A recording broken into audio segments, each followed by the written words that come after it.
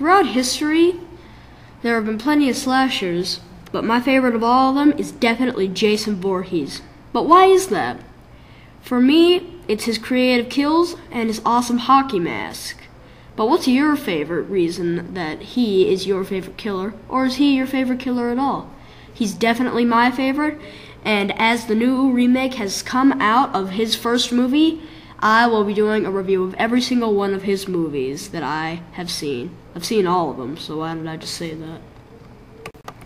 Now, before we get into the actual reviews, I just want to get into a little backstory. Sean S. Cunningham directed The Last House on the Left with Wes Craven in 1971 through 1972. And when the movie came out, he was immediately deeply inspired, and after Halloween came out as well in 1978, directed by John Carpenter, Cunningham had to be a part of the horror cycle. The film was meant to scare and make people laugh, which is definitely what this new remake one did. But this original Friday the 13th movie did it so fantastically, I do not even know where to start. The movie was supposed to scare and make people laugh, and all of the movies were supposed to do that, but some of them actually were only supposed to scare, and some of them were just plain dumb. But now I just have one more little piece of trivia to give you. Before the movie was released, Sean S. Cunningham was sued by the makers of Friday the 13th The Orphan because of name-taking. And it was done during the making of the film, but Cunningham easily won, and the movie eventually came and hit the big screen. Now, I loved this movie. There was nothing bad about this movie. There was never a dull moment. And it is as good as the remake. In a different way, you cannot compare these two movies. And the characters in the movies are so funny. I really like the kill scenes. There are some very, very classic scenes, like the one where Kevin Bacon gets his arrow through his neck, and the one where some guy gets pinned to a door by some arrows, and it's just really fantastic, and I can see why they call it a classic, and definitely 4.5 stars out of 5. It's really, really good. And now we are going to move on to part 2 of this great series of movies.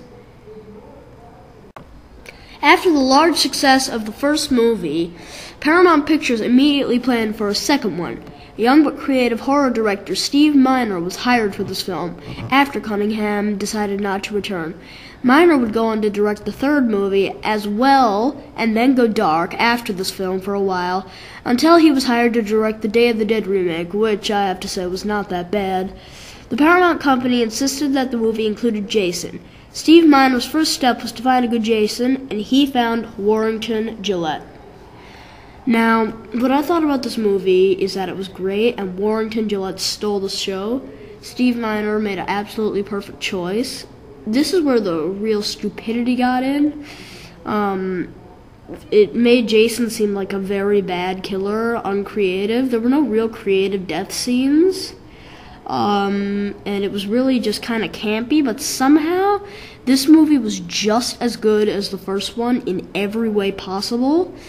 And it just doesn't make any sense to me, really, but this movie really hit what I thought a good Friday the 13th movie should have, and it did it to perfection.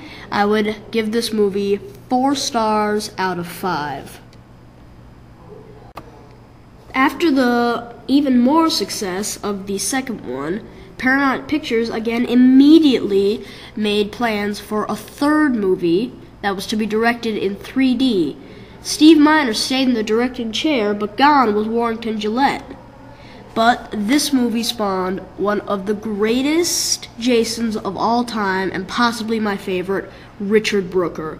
This man is a beast. He's huge, and he is the only person that I see, maybe besides Ken Kersinger, that really fits the role. And he really steals the show in every way possible. And now on to this review. The Friday the 13th Part 3 movie, maybe besides the new remake, is the best Friday the 13th movie of the series. I really liked this movie. This is where the series started to get bad. This was the height. There were no more good films until, of course, the Friday the 13th remake. But, really, this one was fantastic. Everything went right. It's everything that I wanted to see in a horror film, just like the first Friday the 13th film, and it executed it to perfection. I love this film. 4.5 stars out of 5. Friday the 13th Part 4 should be hailed as it is the last good Friday the 13th movie for a long time. I think for about 3 films, maybe 2. But really, this is the last one that we really get a good kick out of. This really makes you laugh. It's the last one that you can actually say is a good film. And definitely go out and see this. This is why I say this is the start of the downage, because it lacked everything that the first 3 had. It just seemed to not have something that was very important and that it needed. And that's why I can't give this movie over a 4-star rating. But really, this movie, it's still, I'm not saying it's bad. It's a good Friday the 13th slasher flick. Go out, get some popcorn, and watch it. Well, after you've seen the first 3, but really, this is pretty good. It just is lacking something. It's missing something, and it's important, and it brings it down a few points. So I'm gonna have to give this one 3.5 stars out of 5. Oh boy, this is where it gets bad. We got Friday the 13th Part 5, A New Beginning. You thought that just because Jason's dead, it keeps him dead forever? I don't think so. Well, basically the movie starts off with the main character from the last film basically beaten up by this really bad thing, and he barely ever talks. And the movie is just dumb in every way possible. There's nothing really that is enjoyable about this movie. It really made me want to cry halfway through. And I did not find this movie at all good. I actually found it embarrassing in many ways. I did not think that it would be possible for them to make another one if I was living in the time that this movie was made. But unfortunately, I did realize that they did make another one, and they made about 1,000 more. So they decided to start off with something even worse. This one gets 2 stars out of 5. It was enjoyable at one point, I will admit. Oh my God.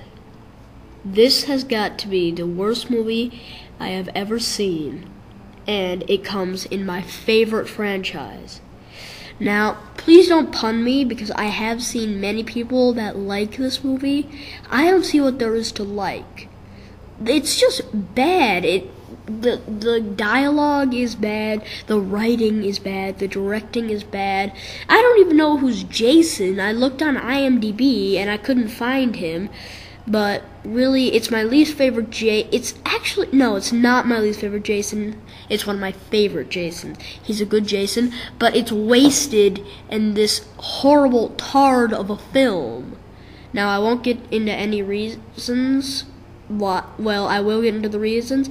The acting's bad, directing's bad, the writing is bad, and you can tell there's one time where there's an obvious stun, and really, these scenes just make no sense to me at all, and it is worthless to me. 1 star out of 5. You thought it would never happen. Well, it did. Stay tuned. Next time we're going to wrap up, and we're going to try and finish up the series. And we'll definitely be ending with the ever so popular remake. See you next time.